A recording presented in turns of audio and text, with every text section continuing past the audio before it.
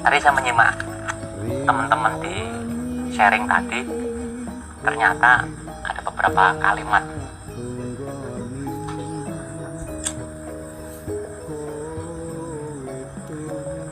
yang membuat saya juga agak tertarik gitu loh mas, tertarik sehingga ya sudahlah kita bahas saja terkait Tuhan ya mas Agus tadi. Kita mengambil aja sejarah leluhur kita Nusantara itu yang Semar. Jadi gini, sebenarnya bahasa ini sering ya pernah kita sharingkan lah, pernah kita bahas bersama, tapi karena hal tertentu ya perlu kita bahas ulang lagi. Jadi gini,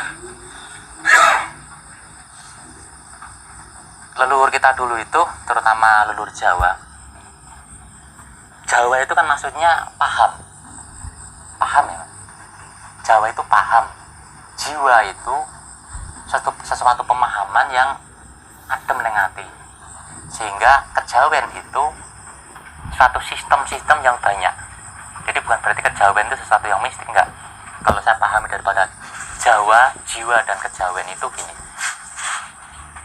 hidup itu pemahaman suatu kebenaran yang mampu saya pahami sehingga membuat hati saya itu tercerahkan gitu loh mas. Nah, sehingga itu dikatakan juga sebagai budi, dan juga waktu terejawantahkan menjadi sikap itu menjadi pekerti.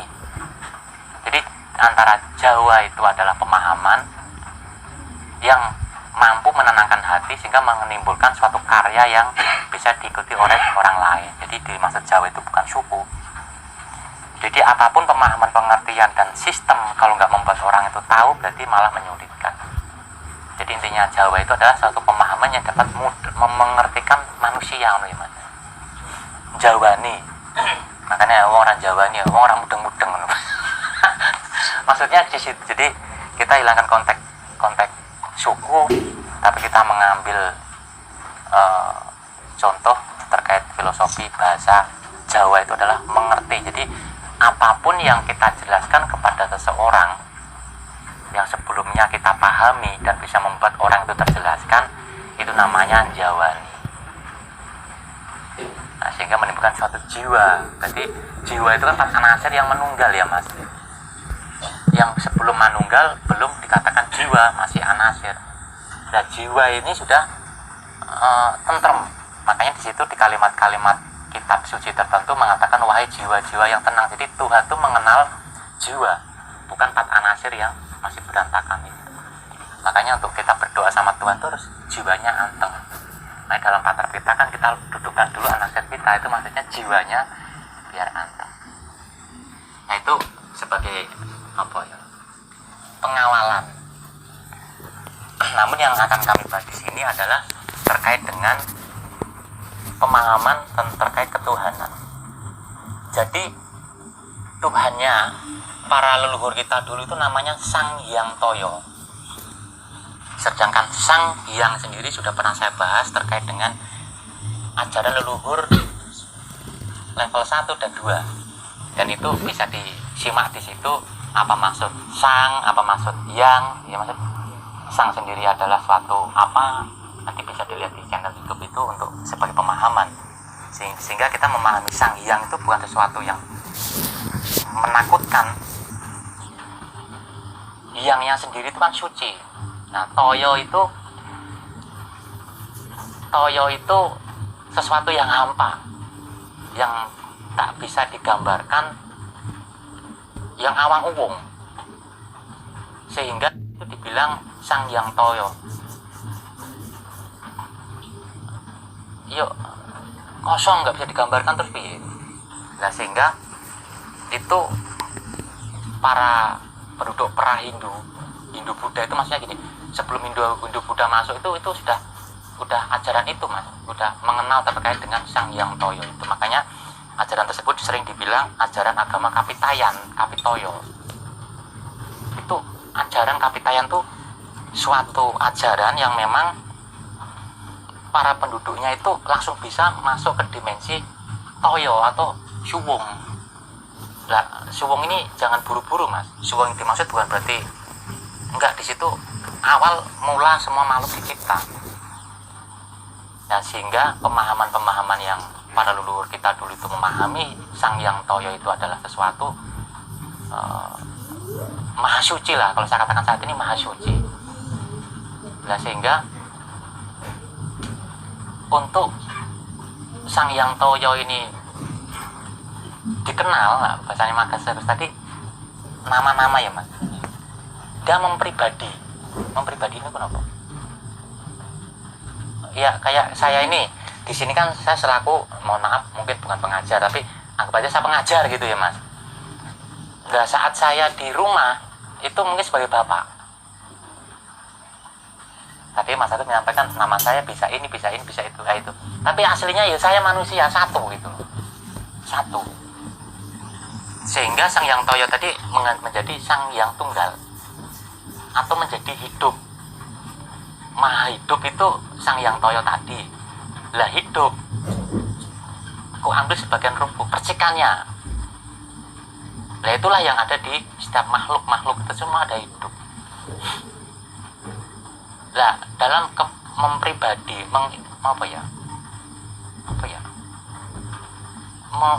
namanya menjelaskan ini. Sesuatu tidak ada, untuk menjadi ada itu kan dia mempunyai nama dan sifat mas. Nah sehingga Sang Hyang Toyo itu karena memang tidak bisa digambarkan dan memang maya. Nah sehingga bagaimana dia mau dikenal? Tapi para leluhur Nusantara kita, terutama leluhur Jawa itu udah bisa. Sebagian udah banyak yang bisa menembus ke dimensi ini. Makanya untuk supaya dikenal dan semua yang perwujudan ini ada, itu memang ya bentuk pengejawantaannya Sang Hyang Toyo tadi. Sehingga di Arab dengan turun menama dengan tradisi Islam, Nasrani mungkin di mana di bangsa India itu apa? Itu Hindu, macam turun dengan nama yang berbeda.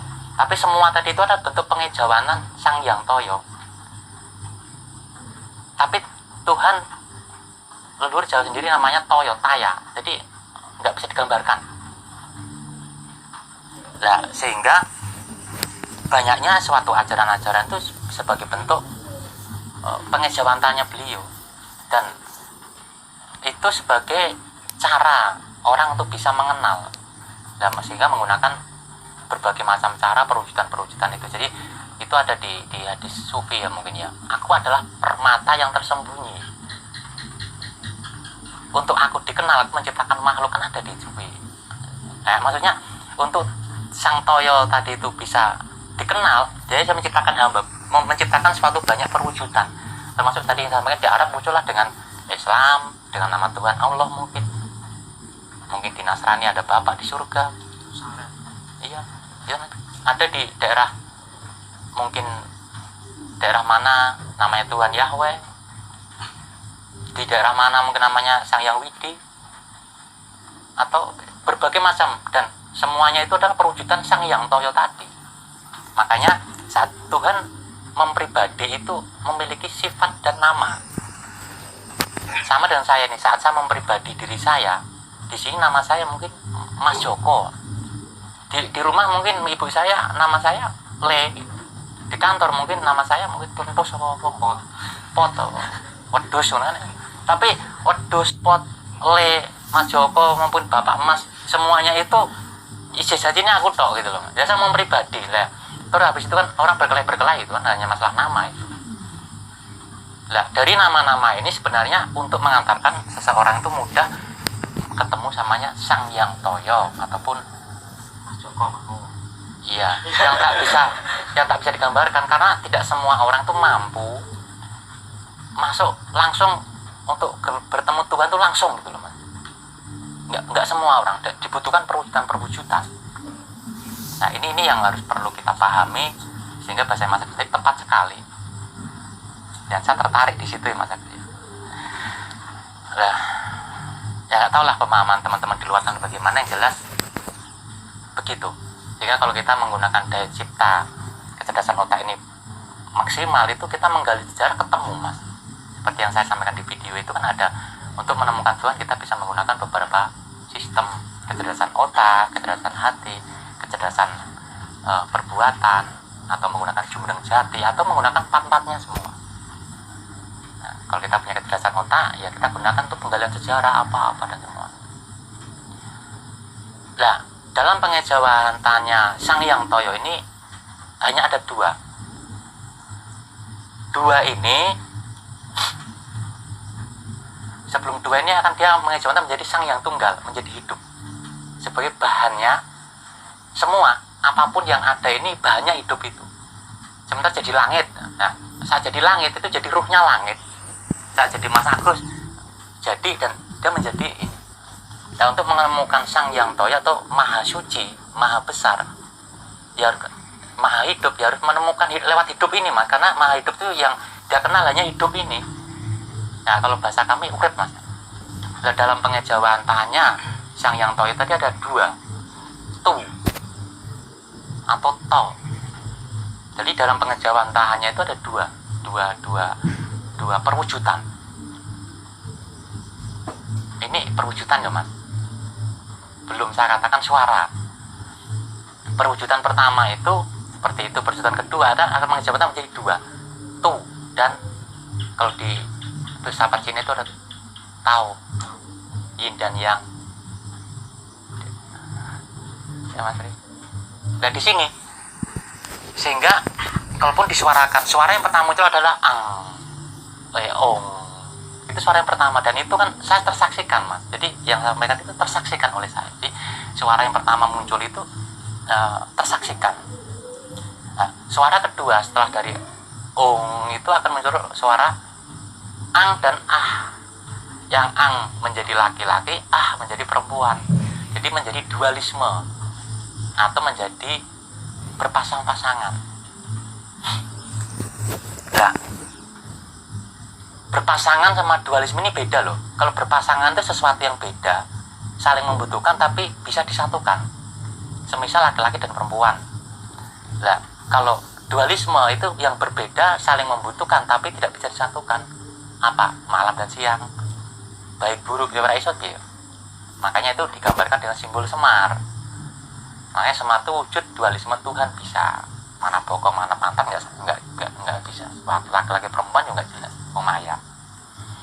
Tapi sadari bahwasanya semua nama-nama Tuhan ini adalah perwujudan daripada pengejawantan dari Sang Hyang Toyo. Ya, pada leluhur kita dulu menyebut nama Tuhannya adalah Sang Hyang Toyo. Jadi dia yang suci dan maya. Lah dalam perwujudan ini kan ada baik ada buruk ya mas. Lah yang baik ini adalah Tuhan. Perwujudan Sang Hyang Toyo yang baik disebut Tuhan. Makanya tu itu adalah Tuhan. Jadi semua tentang kebaikan adalah wujud pengejawantan Sang Hyang Toyo atau Sang Maha Hampa tadi terkait kebaikan apapun. Lah yang buruk hantu.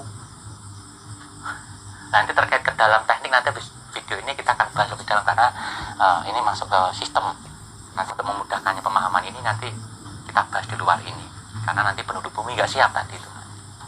Sebenarnya percikannya cuplikannya udah tak bahas di Mas Agus sih, baik buruk.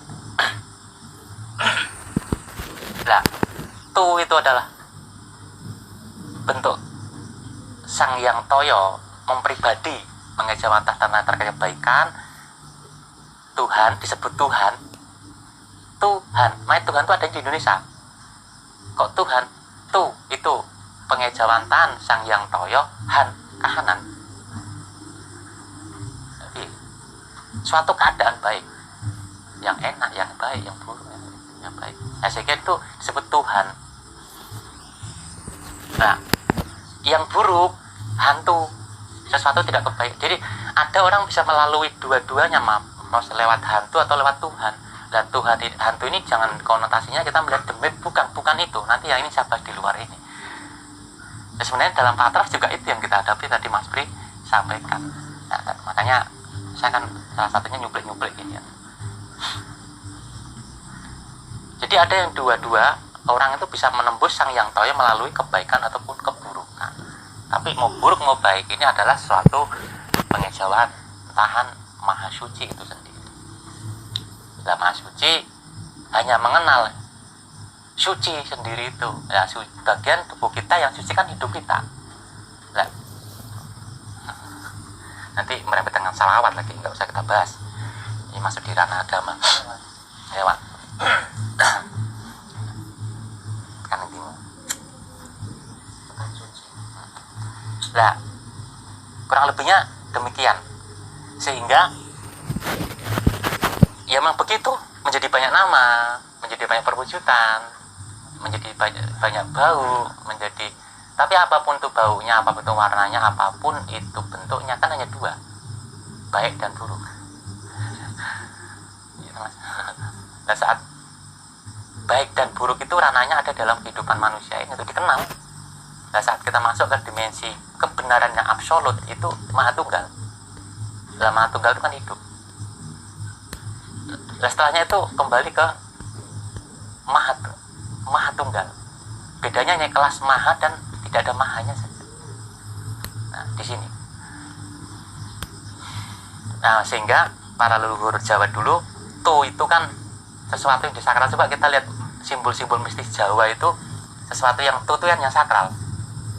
Tugu, tumbak, tumbal, apalagi mas? Tumpeng, turo, turo tuh mas. Ya,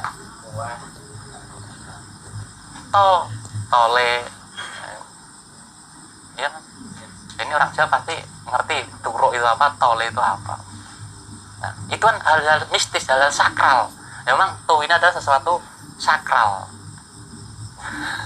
Nah, itu harus memang kita mengerti supaya mencapai kepada hidup dan sanjaya kemaha hidup yang titan kinoyong apa tidak bisa digambarkan. Makanya ajaran Semar atau ajaran leluhur Jawa itu adalah Tuhannya namanya Sang Hyang Toyo. Ya, agama yang dikenal oleh pra-Hindu disebut Kapitayan, Kapitoyo. Ajaran kebaikan gitu. Nah, sistem menembus dimensi Sang Hyang Toyo ini dikatakan, kalau agama mengatakan monoteis. Sangat sofistik sekali sebenarnya mas. Monoteis itu apa ya? Langsung ke Tuhan. Dan ini hanya orang-orang tertentu, ya, para nabi itu langsung ke Tuhan. Dia tuh pribadi mampu langsung menembus Tuhan. Nah, termasuk laku kita kan kita ajarkan untuk langsung mampu pribadi menembus Tuhan. Nah, teknik dan lainnya kita bahas di luar ini, dan yang sudah disampaikan Mas Pri, kita semua. Nah, yang kita lakukan adalah pakai teknik Jumeneng Jati kan langsung menembus ke Tuhan. Jadi dia malah nggak menggunakan perantara sama sekali. Jadi pribadi mampu menembus dimensi-dimensi menuju ke yang Maha Hampa. Tapi nggak usah buru-buru kita membahas Maha Hampa, itu prosesnya panjang mas. Nah, yang banyak perwujudan tadi, yang turun di Arab, turun di mana-mana itu berbagai macam nama itu namanya politeis. Berbagai macam bentuk perwujudan bisa, dan itu juga bisa menemukan Tuhan. Tapi kan melalui proses-proses syariat-syariat tertentu apapun. Ya, kalau yang langsung tidak menggunakan suatu apa-apa, mas, bisa langsung. Itu para wali Tuhan. Tadi saya sampaikan para guru-guru suci dan orang-orang suci tersebut yang mampu menembus dimensi ketuhanan atau Maha Suci ini di saat kehidupan saat ini banyak. Ini boleh saya katakan beliaulah yang menjadi paku bumi, yang keberadaannya itu nggak kelihatan kadang-kadang. Tapi kalau dia ditugaskan menjadi sesuatu yang kelihatan, ya memang harus kelihatan. Tapi ada banyak juga yang nggak kelihatan. Buktinya mas, di daerah kita ini kalau nggak ada paku-paku bumi, nggak ada wali-wali Tuhan, wis berantakan mas. Karena Maha Suci itu menjaga daerah itu tetap aman karena ada para kekasihnya tadi. Makanya kita di sini harus bersyukur sama beliau-beliau nggak terlihat itu, karena beliau-beliau itulah daerah kita aman, tentrem, nggak ada musibah. Nah, kita mengambil hikmah meletusnya Gunung Tambora. Ada wali Tuhan di sana pada waktu itu. Dan prosesnya bagaimana nanti kita bisa lihat di YouTube bagaimana ceritanya. Dan itu para saudara-saudara kita di Bima sana mengetahui sejarah itu secara umum. saat wali Tuhan tuh di seperti itu kan akhirnya kan menjadi suatu ledakan yang luar biasa dan itu habis karena saat masih ada wali Tuhan di situ aman, masih bisa menjadi paku. Saat beliau pindah atau nggak tahu diapakan lah oleh kerajaan itu, Gunung Tambora meledak dan sampai seperti itu kan mas, dan itu musnah semua. Jadi tempat kita ini juga ada wali Tuhan mas. Saya katakan wali Tuhan itu ada di mana-mana. Saking menyilaukannya cahaya wali Tuhan ini atau kekasih Tuhan sampai orang terdekat pun nggak kelihatan silonya itu mas. Aneh nih dan itulah makanya ini kalau nggak orang spiritual nggak bisa menangkap wali-wali Tuhan ini. Nah banyak orang yang ahli-ahli tertentu itu hanya bulat di masalah politis terkait perbedaan-perbedaan ini, hanya nama Tuhan itu bulat di situ. Padahal kalau dia sadari berbagai macam nama Tuhan itu hanya bentuk banyak pengejawantahannya Sang Yang Toyo tadi mas. Untuk apa? Untuk supaya dikenal. Karena orang itu nggak semuanya mampu mengenal Tuhan secara langsung. Itu ya mas.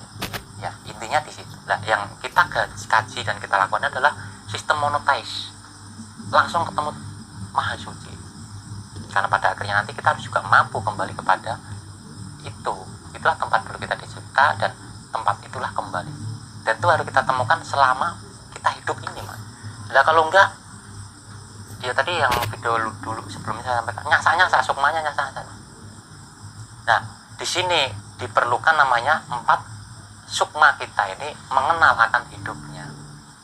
Karena hidup itulah yang menjamin keselamatan itu. Nanti dikembaliin mas, yang dari api kembali ke api, tanah kembali ke tanah. Itu ngejawabnya hidup. Tadi Mas Tri menyampaikan bangun tidur harus ingat hidupnya dulu. Jangan ingat patrapnya dulu. Nah patrap itu kan juga untuk mengingat hidup. Nah sehingganya yang kita tuju adalah hidup atau dat Sang Maha Tunggal tadi untuk menuju Maha segala-galanya. Nah, tapi barang siapa yang lupa akan hidupnya, dia akan mosak-masik. Makanya jangan mengaku orang hidup kalau tidak mengenal hidupnya. Karena itu termasuk berikut namanya mayat hidup. Jadi sapa sing eling uripe bakal selamat. Lah kita apakah kita ingat akan hidup kita? Lah sehingga ada suatu hadis atau apa, mohon maaf saya menggunakan salah satu agama, tapi ini untuk memperkuat al awalu wajibil alal insanun marifatullah. Ya intinya kalimatnya begitu, kalau bahasa Arabnya mungkin saya agak cedal-cedal loh, orang ahli. Maksudnya diwajibkan engkau mengenal Tuhanmu dulu sebelum engkau beribadah, jelas. Nah, berarti orang sebelum mengenal Tuhannya beribadah, ya orang dikenggu, orang arti kanggo apa. Makanya dalam tahapan ini kita akan ditujukan langsung mengenal Tuhan kita dulu. Nanti setelah mengenal, turun gunung ya mas. Nah dalam ibadah kita mesti inna sholati wa nusuki wa maya mati lillahi rabbil alamin. Segala hidup matiku dan semuanya karena Tuhan semata. Nah itu. Nah kalau enggak mesti tidak tepat, karena yang dilakukan atas kehendak anasir, memakai dimensi kesadaran naluri. Apa sing mulai yo mangan sampai butuh kawin yo mbok itu kawini yo ora mikir itu. Sistem itu apa bedanya kita dengan hewan? Lah harapannya di sini bisa diterima ya. Tambah wawasan. Jadi sadari yang kita lakukan ini adalah sistem monotheis atau langsung menuju ke Maha Suci. Jadi ya mestinya kita nggak membahas agama tadi yang tadi, nggak membahas suku, nggak membahas apa, karena memang kita langsung. Dan itu harus menemukan Tuhan itu ya harus saat ini. Karena ayatnya tadi jelas, kalau nggak menemukan Tuhan kemana. Tapi syaratnya untuk menemukan Tuhan harus man arofa nafsahu fakot arobahu. Barang siapa mengenal hidupnya atau dirinya, dia akan mengenal Tuhannya. Berarti untuk mengenal Maha Suci itu nggak bisa. Ujuk-ujuk saya ingin mengenal Maha Suci nggak bisa. Maksudnya melalui utusannya tadi, hidupnya tadi. Ayo, kayak bumi ya. Bahasa Islam berarti untuk mengenal Allah itu harus mengenal dat sifat asma dan afal. Terus mengenal perbuatannya, nama-nama termasuk masa sebelah. Biasanya hanya nama yang berbeda aja berhutang. Nggak yakin, nggak pede.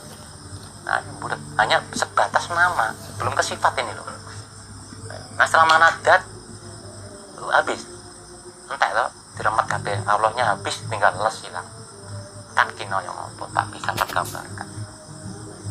Makanya Al-Quran itu dipelajari hanya untuk mencari jalan lurus. Al-Fatihah. Apa yang lurus? Dibelah menjadi 7. Nah, ini pemahaman ini agak saya sederhanakan saja. Sabtu 7 akhirnya bahas. Apa perlu dibahas ya? Enggak terkait jembatan Shiratal Mustaqim juga asik di sini sebenarnya. Nah, yang merembet dengan mana? Enggak, kita nggak usah bahas itu. Akhirnya nanti kita akan menemukan suatu cinta Rahman Rahim atau cinta kasih sayang. Di ajaran Nasrani dibahas, Mas, mengajarkan tentang cinta kasih. Karena ajaran cinta kasih ini, dimensi cinta ini kan berikutnya tinggal menembus dimensi hidup. Karena Tuhan itu hanya bisa dikenal dengan cinta kasih. Kalau di lagu kita kan ada namanya menebar kesadaran cinta kasih sayang hidup kita. Itu puncak tertinggi. Itu terkait Sang Yang Toyo ya, Mas, atau Sang Maha Hampa. Itu adalah sistem monoteis dan politeis. Nah, agama atau ajaran-ajaran semua itu sistemnya politeis, dan itu tidak salah, benar, karena itu orang-orang membutuhkan. Sehingga kalau kita menggunakan jalur-jalur pengejawatan Tuhan, ya jangan berhenti di nama dan sifat, harus menemukan namanya Tuhan. Dan sayang, Mas, pribadi kalau menekuni agama tapi nggak akan bisa tahu Tuhan itu apa dan bagaimana, lah sayang sih. Sedangkan agama, ajaran lainnya itu adalah baik dan bagus, dan itu untuk mengantarkan orang untuk menemukan Tuhan. Tapi sayangnya dijadikan sarana politik, sarana penguasaan. Ini membuat para pengikutnya sulit menemukan. Makanya kadang-kadang kita jangan heran, Islam ini kok membingungkan. Ada Imam Hambali, Imam Hanafi, Imam Manu, tapi bingung. Ya karena kita masih berhenti di nama dan sifat, Mas. Semuanya itu benar itu. Mau Hambali, Maliki, mau apa, aliran apa, benar semua. Dan itu dibuat memang untuk memudahkan orang belajar. Makanya dalam pembelajaran ketuhanan ini, hilangkan keyakinan dulu. Belajar itu universal. Kita harus mengupas tentang yang lain. Kita juga harus mau mendengarkan apapun itu. Nah, setelah semua kita simpulkan dari kecerdasan otak ini, timbullah suatu praktek, sehingga menimbullah suatu keyakinan. Jadi kita belajar kemana-mana, kalau nggak dipraktekin kayak ngumpul di pemahaman pengertian. Intinya pintar ngomong, jargoni itu namanya. Bisa ngajar, nggak bisa ngelakoni. Nah, ini masalah di era ini, Pak. Wah, sekarang masalah. Insya Allah kita bisa memahami semuanya. Ya harus bisa insya Allah lah, Mas. Ini saya agak sedikit menggunakan bahasa agama, nggak apa-apa, karena memang bisa meminjam lah bahasa agama. Tapi bagus loh itu, dan itu maksud kami, kalau engkau beragama temukan Tuhan gitu, dan itu saat di dunia harus ketemu, Mas. Dan itu bisa, agama itu baik, dan itu bisa membuat orang bisa ketemu Tuhan. Kalau nggak bisa menggunakan jalur langsung, ya menggunakan jalan. Yang berikutnya sudah pernah kita bedah di Mas Prim, kita bisa buat slide itu terkait 4 golongan. Ini penting. Tapi sebelum di situ saya akan membahas lanjutan ini, sehingga tu itu adalah suatu simbol keramat ya, Mas. Tadi disampaikan sampai ada tugu. Nah, dari orang-orang yang mendekatkan diri sama Tuhan ini akan mendapatkan suatu tuah. Tuah itu sesuatu karomah yang baik. Tulah itu suatu karomah dari hal yang buruk. Nah, kita sering berdebat, Pak minta petuahnya ya. Tapi kita nggak sadar tuah itu apa. Ya, itu adalah suatu simbol sakral memang. Petuah gitu. Sehingga orangnya namanya pinituah, pinitulah gitu. Nah, manusianya kan begitu ya, Mas, sejarah begitu. Nah, tuah ini mungkin kalau bahasanya atau karomah lah ya. Suatu kecerdasan. Di dalam kita mendekatkan diri pada Tuhan itu mesti kita akan mendapatkan tuah dan tulah. Dan pada orang-orang tertentu yang telah mendapatkan tuah dan tulah ini, dia akan membawa massa atau umat untuk mengenalkan kepada Sang Yang Toyo tadi. Makanya orang tertentu itu pasti saat dia membawa umat, mesti dia punya tuah, minimal tulah, karomah gitu.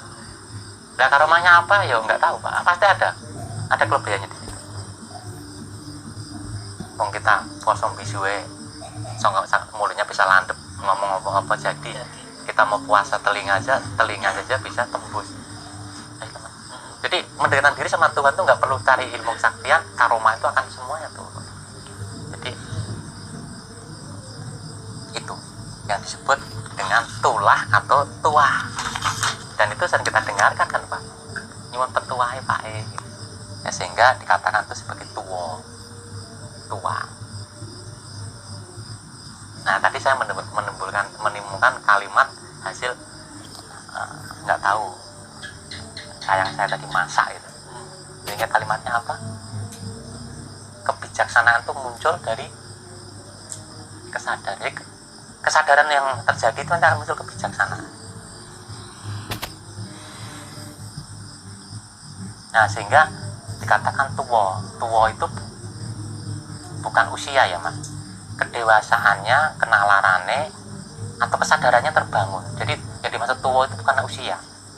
Jadi di sini kita memahami tua jangan Pak itu sedang ada kepentingan sedangkan orang tua. Kuliah emosi tua ya saya langsung pelaku. Bukan begitu. Jadi ya maksud tua itu orang yang punya tuah atau tulah. Makanya kalau ada orang sakit carikan tabib atau apa ya. Orang yang punya kelebihan maksudnya. Nah itu nasihat atau apa gitu. Ya Mas ya. Dan dengan kelebihan itu lah untuk membantu mungkin kesusahannya orang lain. Jadi, tapi yang di sini saya bahas adalah masalah kita mengambil ternyata tuah dan tulah tuh ini toh gitu.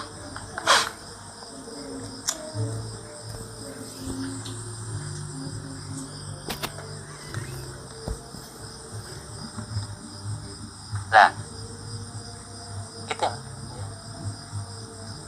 kayaknya asik deh cerita gitu untuk pemahaman. Tapi makanya ini untuk tambah pemahaman saja. Keren. Keren. Ya ini butuh kan ini kan kita mengambil ini Mas. Kita mengambil cerita para leluhur kita untuk kita menjelaskan IQ kita gitu. Tapi bagi teman-teman spiritual yang sampai dimensi itu ya memang ya udah paham, nggak perlu lagi, makanya tadi kan untuk tambah wawasan. Efek samping. Jadi bahasa turuk itu jangan diambil negatifnya, itu sakral memang, jangan dibuat main-main. Nah sekarang turuk dilihat di mana-mana. Kenalan SMA langsung antara tole sama turuk langsung mlebu ngono dibuat hal yang tidak sakral. Saking sakralnya hubungan seks itu kan sampai dibuat suatu tradisi pernikahan ya, Mas. Itu kita bahas nanti lagi. Kendi. Ya itu memang sakral ya, nggak bisa disembarangkan masalah penciptaan. Nah, yang berikutnya ada beberapa golongan manusia. Lah orang-orang yang mampu langsung menuju Sang Yang Toyo tadi, itulah yang saya katakan para golongannya wali Tuhan, kekasih Tuhan, ya nabi dan orang-orang hebat lainnya. Lah itu dikatakan orang yang tutup, tuneh lah, itu sakral itu, tutup atau sampai sempurna jati. Jadi dia nggak menggunakan suatu, bisa langsung. Jadi duduk aja bisa langsung ketemu. Jadi saat dia ingin ketemu Tuhan langsung. Dan dia ingin berlama-lama di situ, Mas, karena nikmatnya bersama Tuhan. Ya. Siapa yang bisa membayangkan kalau orang itu nggak melakukannya? Dan saat dia akan meninggalkan alam semesta, bahasanya itu secara raga ya Mas, dia tinggal jalannya itu, atau innalillahi wa inna ilaihi raji'un, bisa kembali kepada sang asal mulanya dia. Itu orang-orang dikatakan tutup. Dia menggunakan tuah dan tulahnya itu bukan atas kehendak pribadi. Ya mungkin Nabi Khidir ya. Ya itu kalau dalam penggunaan hal itu udah Tuhan. Jadi raga ini udah dipakai Tuhan dalam Tuhan melakukan aktivitas apapun. Sehingga itu dikatakan benar atau benar, kebenarannya absolut. Nah itu kan dimensinya ditunggal, bukan di masalah baik dan buruk. Itu bisa jadi kebenaran itu membuat orang pada umumnya salah, Mas. Dan kebaikan pun bisa dinilai itu juga salah. Dan keburukan yang dilakukan oleh Tuhan itu mungkin orang umum juga mengatakan itu keburukan. Semisal bencana alam itu yang seperti kita ulas kemarin ya Mas. Di masyarakat kita kan mungkin kita melihatnya itu musibah, tapi bagi Tuhan itu kebaikan, kebenaran. Lah apa? Untuk mengembalikan kemurnian semesta. Gunung meletus untuk menciptakan suatu tanah yang subur dan sebagainya. Karena alam butuh menyeimbangkan dirinya, Mas. Itu dikatakan kebenaran.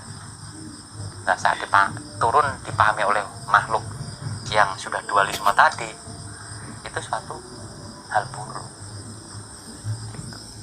Itu dikatakan makhluk suci, tutup, sempurna. Ibadahnya sudah bukan karena apa-apa lagi, sudah karena lillahi ta'ala kalau di agama Islam. Kalau di agama lain apa saya nggak tahu, ya jelas semua gerak-geriknya itu sembahyang, Mas. Sembahyang, tidak akan bisa lepas dari itu. Sudah olahraganya dipakai Tuhan, Mas.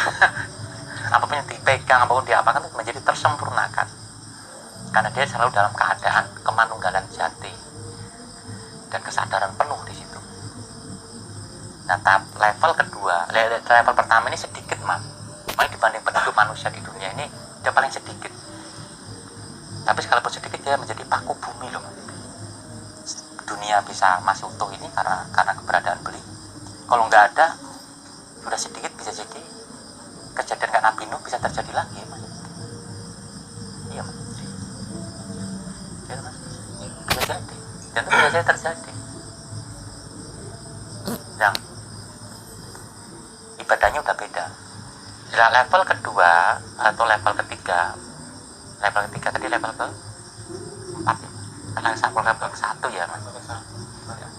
Nah, itu sekarang level ketiga adalah golongan orang tuhu atau orang sungguh-sungguh. Ini mirip dengan orang tutuk. Jadi ibadahnya itu sungguh-sungguh, Mas. Tuhannya sungguh-sungguh. Sayangnya Pak satu, ada pamrih. Pamrih apa surga. Hanya itu saja. Jadi ya sembahyang, melakukan ibadah, semua begitu, pamrihnya hanya surga. Bahkan ada loh, Mas, yang merelakan dirinya itu untuk hidup di dunia ini menderita, tidak punya apa-apa, bahkan mungkin tidak menikah.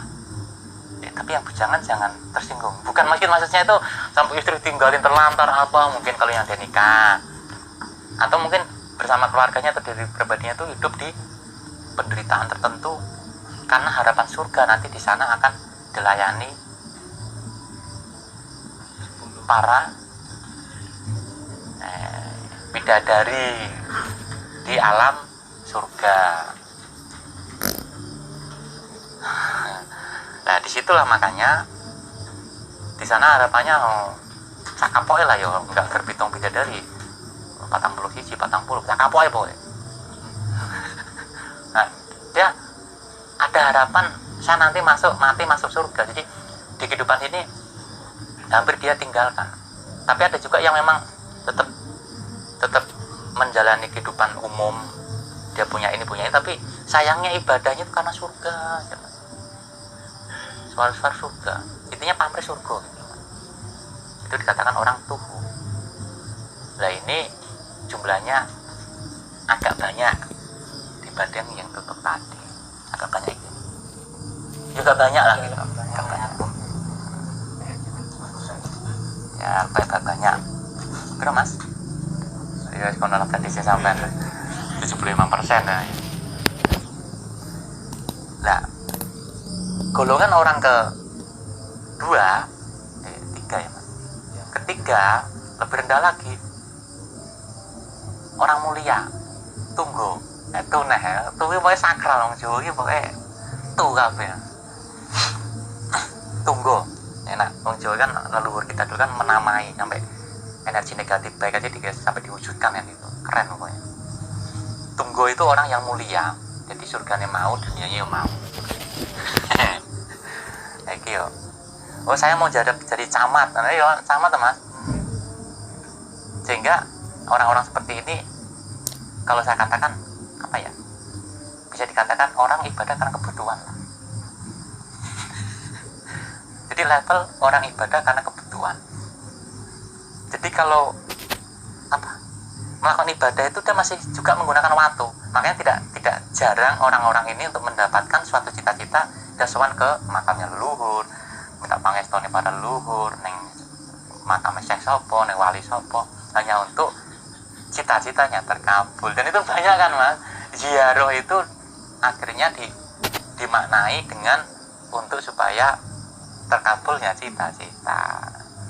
Waktu-waktu ziarah beberapa 9 wali hanya untuk itu. Ya nggak apa-apa sih, ya sayang kan mas. Di level tertentu dia dihormati mas, mulia dia. Tapi di golongan spiritual dia rendah, di level ketiga. Jadi ini orang termasuk dunianya mau, akhiratnya mau. Tapi akhiratnya pun tetap larinya masih level surga. Kalau yang di atas tadi tuh tadi dunia saya juga nggak mau mas. Tapi akhiratnya sayangnya dia masih mau surga.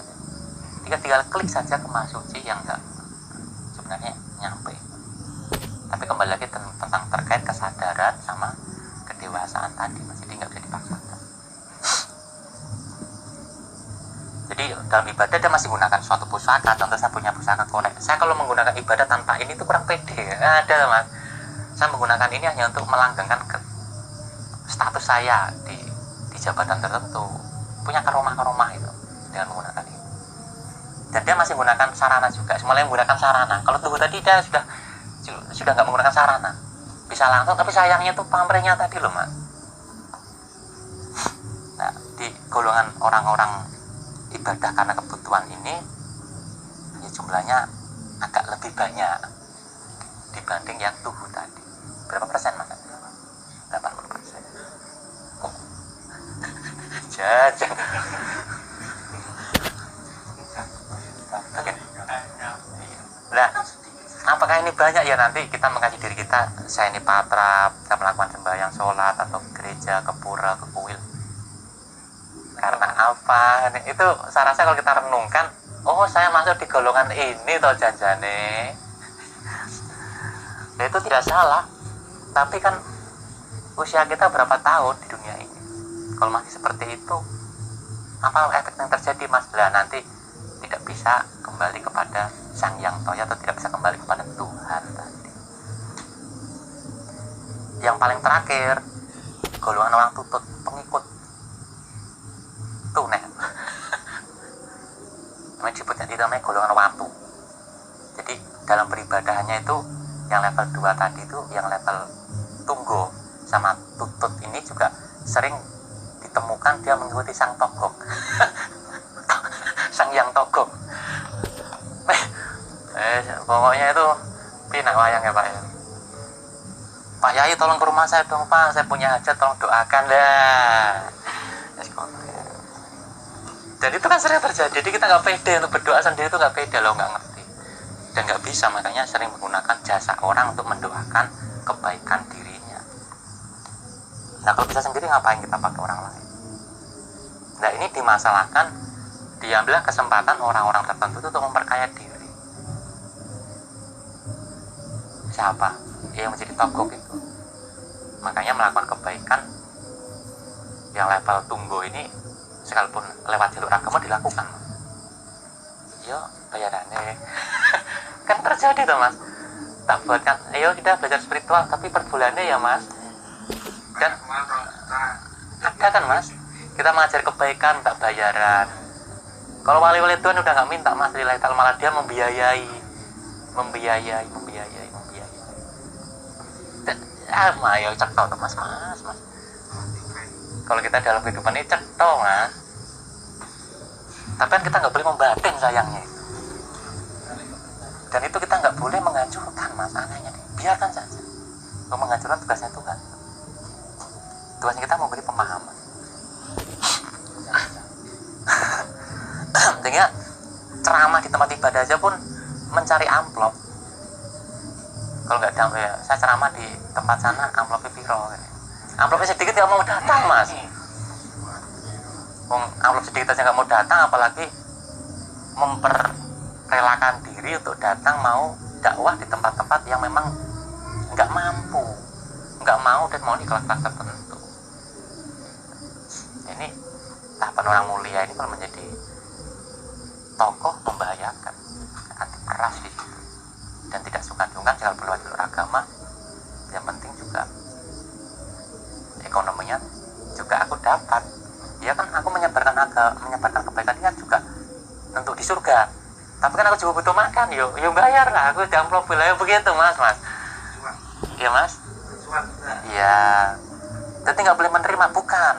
Ini hanya masalah niat sebenarnya. Itu mas. Ini hanya masalah hati. Dan ini rawat.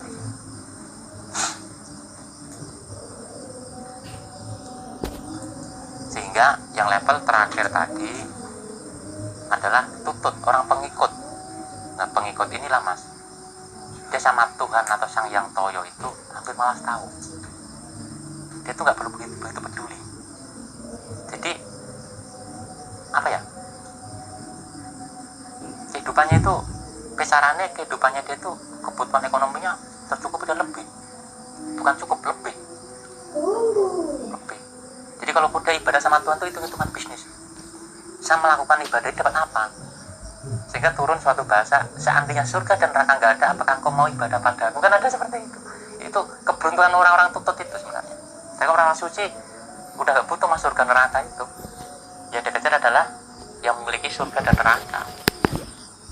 Ya, kalau kita dekat yang memiliki maha kaya, salahnya orang itu. Jadi tutut sini tahapan orang-orang yang kalau di kita awam ya mas, awam. Dan untuk kita mau dakwah di orang-orang level awam ini atau level bergedek level bawah ini, jangan banyak memberi pemahaman, dengan nyambung. Lakukan ibadah, sholat tahajud kalau Islam, sekian waktu, nanti rezekimu lancar.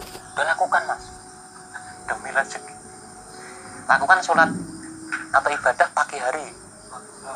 Nah, nanti rezekimu yuk melimpah, lakukan mas. Tapi niatnya yang kalau nggak ada itu nggak mau. Akhirnya dia nunggu. Saya melakukan ibadah pagi hari, mana rezeki? Begitu dikasih lupa. Kalau nggak dapat, wah ngapusi kamu. Ya bisnis dia. Hampir semua ibadahnya itu karena karena. Nah ini akhirnya turun suatu kewajiban dan ketentuan. Itu hanya untuk mengatur orang-orang yang awam. Dan kalau nggak ditakut-takuti nggak mau mas, kamu nggak mau ibadah masuk neraka. Jadi ibadahnya karena kewajiban. Ini dikatakan kalau ibadah kita karena kewajiban paling rendah. Mau tingkat karena kebutuhan saja masih rendah ya mas. Karena pamrih masih rendah. Ibadah level pamrih itu golongan manusia tuhu. Ibadah golongan kebutuhan manusia tunggu, manusia tinggi mulia. Ibadah golongan karena kewajiban, nah paling awam. Makanya di tempat ibadah tertentu dibuatkan suatu arca, karena memang itu untuk itu. Kalau nggak menggunakan media nggak nyambung mas. Orang-orang begitu nggak nyambung. Jadi kita kalau ibadah, aku tuh kalau nggak bayangkan Ka'bah atau masjid, atau kalau nggak sholat di masjid, atau kalau nggak membayangkan Ka'bah itu aku kurang seret. Ya berarti masih menggunakan waktu. Aku ibadah itu kalau nggak, ya mah harusnya di tempat ibadah itu lebih bagus. Maksudnya ini masuk ke pribadi mas. Kalau ibadahku itu kalau nggak di membayangkan Ka'bah, saya itu kurang mantap.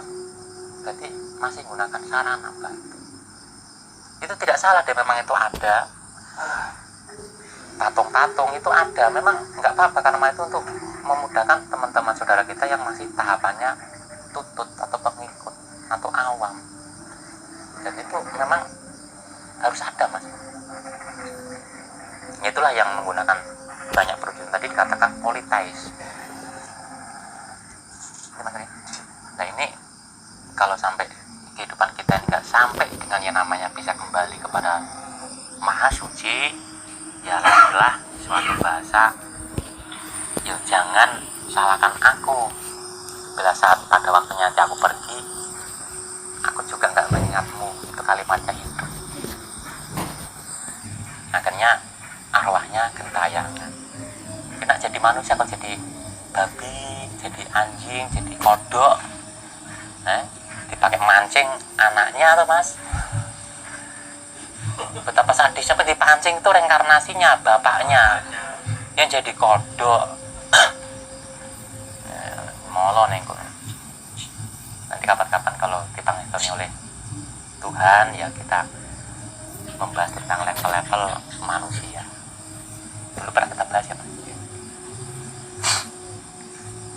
Ya, kekadangan malam ini mungkin saya akan ini hanya sebatas pemahaman ya, siapa tahu saudara-saudara terutama saya sendiri sebagai pedoman supaya ibadah kita enggak di level tutut atau orang awam atau orang karena kebutuhan atau karena pamrih surga, tapi kita bisa mampu ke langsung ke maha suci. Dan laku kita ini adalah suatu sistem untuk memudahkan kita. Nah, yang terakhir yang kita tembus itu kan maha suci yang memiliki semuanya. Kok bermasalah? Nah ini dalam prosesnya ini berarti kan nggak menembus itu Mas itu. Tapi ya Mas Pri ini diumumkan maha suci, aku senjabung kok aku bermasalah lagi aneh itu Mas. Iya nggak? Berarti kan kita belum masuk dimensi itu logika. Nah, sehingga pada tahapan laku ini makanya diperlukan namanya laku murni. Makanya laku murni sistemnya bagaimana, ikuti saja. Karena untuk menuju suci itu kan perlu proses Mas. Nah dengan laku murni itu modal, bukan berarti nggak layak Mas, modal Mas itu. Nanti pada akhirnya sendiri akan diberangkatkan. Nah sudah laku suci karena pernah menemukan namanya Sang Yang Toya atau suci maha suci sendiri, dipertahankan di situ. Jangan sampai udah sampai laku suci kok hidupnya nggak bahagia, lah ini masalah. Nah teman-temannya laku murni sebenarnya lagi mengakses kebahagiaan, ketentraman, endingnya nanti bisa mendapatkan cinta kasih. Nah, karena nanti dengan cinta kasih lah bisa memahami Tuhan atau maha suci. Demikian kesimpulannya itu, kami ingatkan kembali yang di dalam kehidupan kita harus sampai mampu bertemu atau mengenal diri sejati. Kalau tidak, reinkarnasi pasti kembali, pasti terjadi. Di ajaran Buddha, nah salah itu orang kelahiran itu harus 33 kali kalau nggak salah, sampai meninggal mati hidup. You know, langsung setika itu kalau itu kan ratusan tahun Mas. Yang dari zamannya nabi dulu saat ini terlahir lagi ya banyak loh Mas. Manusia lama itu. Tanda-tandanya Mas, lah ini kalau kehidupan itu berantakan banyak di dunia ini, itu manusia lama itu Mas.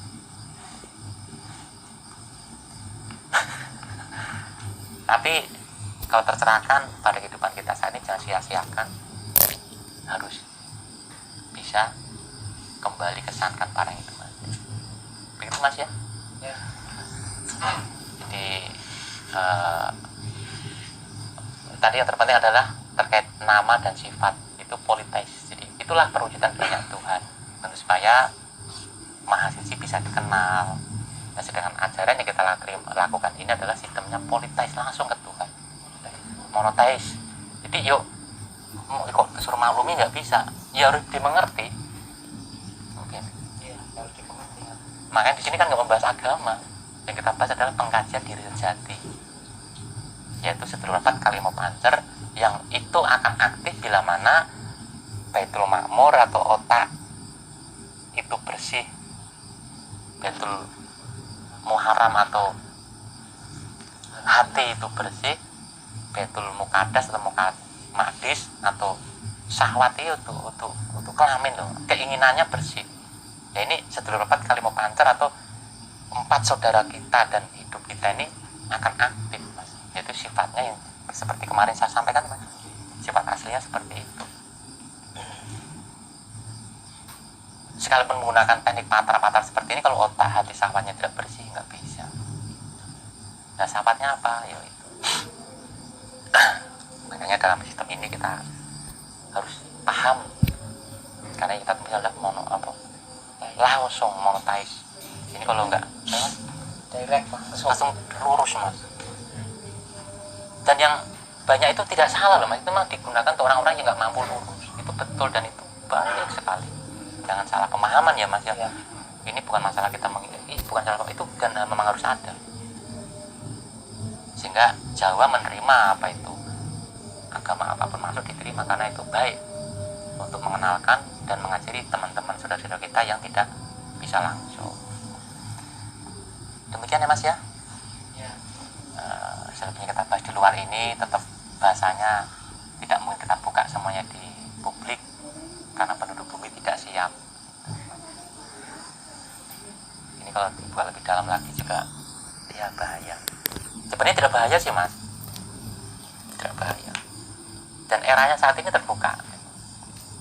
Ya kita saat terbukanya era ini jangan sia-siakan, karena ini kesadaran alam semesta lagi naik-naiknya ini. Akan banyak orang belajar spiritual.